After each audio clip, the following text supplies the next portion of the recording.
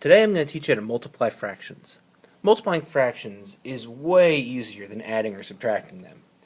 3 key points. You don't have to worry about finding the LCD. The denominator doesn't need to be the same. And you already know each skill that I'm going to talk about that you need to have in order to do it. A few things first. Hardest part's going to be putting the answer in simplest form. That is really the key. There are 2 different ways to do it, and they both deal with making sure you put it in simplest form. As you multiply, numbers get bigger faster, so you're going to have to be able to figure out those GCFs in order to simplify them. You can do that using those GCF ladders that we've talked about already. Know that when you multiply by a fraction, the answer gets smaller. Now, generally you think multiplication, it gets bigger. Let's talk about that. Think about it. Anytime you multiply a number by 1, it equals itself. 3 times 1 is 3. 4 times 1 is 4. 5 times 1 is 5. Well, a fraction is smaller than 1. So, if you multiply that fraction by a number, and that fraction is smaller than 1, then the answer has to be smaller than the original number. So while 3 times 1 is 3, 3 times 2/3 is 2. See how it gets smaller. Wow. We'll look more into that in a second. Let's get started. 2 different methods, and we're going to talk about the first one first. I call this one multiply and simplify. Nice and simple. We have a problem, 3/4 and 1/3. The first step, just multiply the numerators across and the denominators across. And you go 3 times 1 is 3, 4 times 3 is 12. That's the multiply part. Step 2, put the new fraction in simplest form. Pretty simple. 3/12 is a pretty easy one. I know that 3 goes into both those numbers, so I could divide by 3 top and bottom. I get to 1/4. Or if I didn't know, I would do my GCF LCM ladder that we've talked about already, and I put 3 in the box here as the factor that goes into both of them. I get 1 and 4. I put the line in between to make a fraction. My answer is 1/4. Yay! Method, this is the next method. Sorry, out of order for a second there. But the next method is pretty simple too. This is called eliminate common factors. Now this is the one you may not have seen before. I'm sorry, that's a little bit out of the way. But what you're going to do this time is you're going to do something that we call cross-factorization. We're going to check those factors and make sure we eliminate any common ones.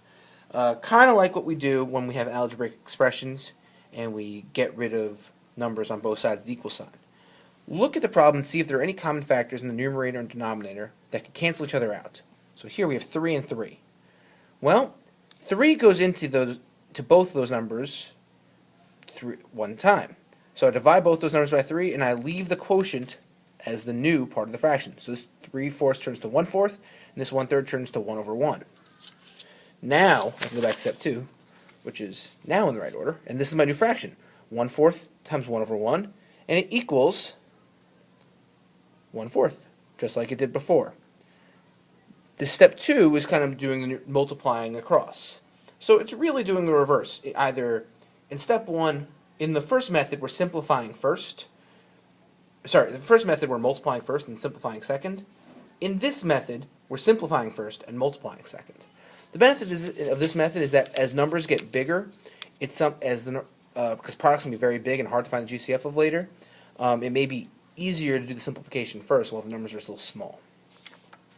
So let's look at this one more time.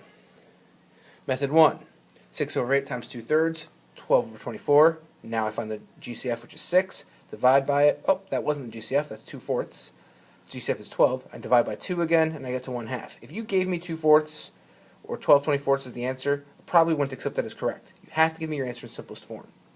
Method 2, 6/8. Oh, and times 2/3.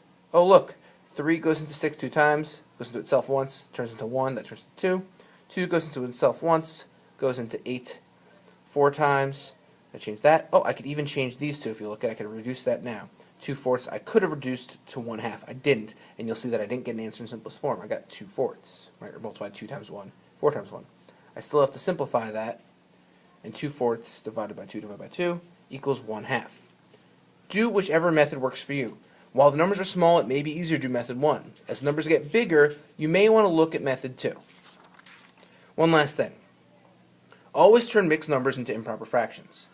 This is not like addition and subtraction where you can do them separately. Put the mixed numbers into improper fractions and multiply across that way. You can then change it back to a mixed number at the end.